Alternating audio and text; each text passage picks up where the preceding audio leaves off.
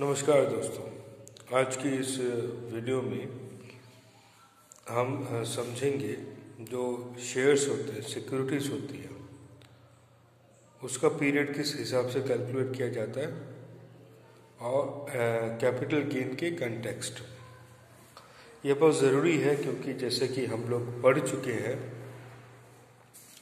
कि जो सिक्योरिटीज होती है उसका जो short term capital asset securities को तब माना जाता है जब उसका पीरियड ऑफ जो होल्डिंग है वो 12 महीना से कम हो।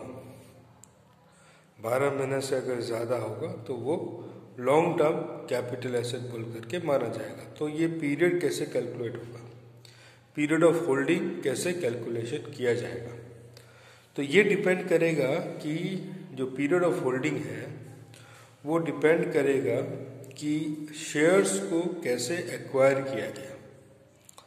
जैसे मान लीजिए अगर शेयर मार्केट से किसी ब्रोकर के थ्रू शेयर्स को अगर परचेज किया जाता है, उस केस में जो ब्रोकर जो नोट देता है, परचेज नोट, जो एक नोट देता है जिसमें लिखा हुआ रहता है कि इस तारीख को इतना शेयर्स परचेज किया गया, उसको बेस माना जाएगा कि इस तारीख को परचेज किया गया और जिस तारीख को सेल किया जाता है तो उस तारीख को सेल हुआ, और दोनों का जो डिफरेंस है उससे फिर निकाला जाएगा कि ये जो पार्टिकुलर जो स्क्रिप्ट है, सिक्योरिटी है, वो कितने समय के लिए उस एसएससी के पास थी। दूसरा हो जाता है कि मतलब राइट शेयर्स, राइट अगर इशू किया जाता है, मतलब इसका मतलब होता है कि अगर जो ऑलरेडी एक कंपनी का शेयर होल्डर है और कंपनी फर्दर शेयर्स इशू करती है तो पहला खरीदने का चांस वो एग्जिस्टिंग शेयर होल्डर को देती है। तब जो पीरियड ऑफ होल्डिंग है वो कब से काउंट होगा, वो तब से काउंट होगा जब जो एसएससी है वो जो शेयर्स को एक्सेप्ट करता है या जो कंपनी है वो शेयर्स को उस एसएससी के नाम पर अलॉट करती है। तो जो अलॉटमेंट का जो डेट है उस डेट से काउंट होगा पीरियड ऑफ होल्डिंग।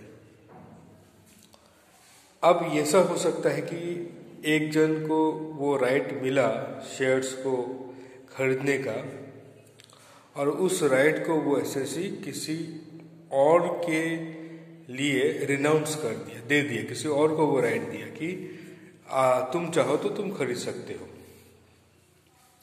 तो इन दैट केस, उस केस में जिस बंदे को वो अधिकार दिया जाता है और वो अधिकार को वो एक्सरसाइज करता है और वो शेयर को ले लेता है, इन दैट केस में भी जिस तारीख को कंपनी उस पर्सन के नाम पर अलॉटमेंट करती है शेयर्स को, उस तारीख से काउंट होगा पीरियड ऑफ होल्डिंग। वो उस एसएससी का शेयर्स जो जिस एसएससी ने शेयर्स लिया, उस एसएससी का पीरियड काउंट होगा।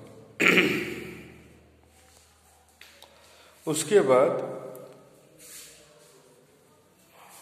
जो पर्सन जो राइट को रिनाउंस करता है उसका पीरियड ऑफ होल्डिंग कैसे काउंट होगा, मतलब जिस तारीख को उस पर्सन को वो अधिकार मिला और जिस तारीख को वो रिनाउंस करता है किसी और के लिए, वो जो डिफरेंस ऑफ टाइम है उससे काउंट होगा पीरियड ऑफ होल्डिंग।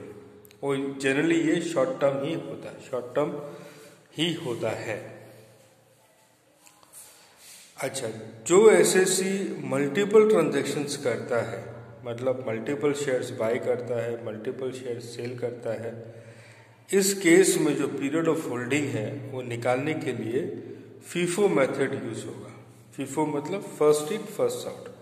जो शेयर्स को पहले लिया गया ये मान लिया जाएगा कि उसी शेयर को पहले निकाला गया है और उस बेसिस के ऊपर में पीरियड ऑफ होल्डिंग निकाला जाएगा दोस्तों। तो पीरियड ऑफ होल्डिंग बहुत इंपॉर्टेंट है सिक्योरिटीज के केस में।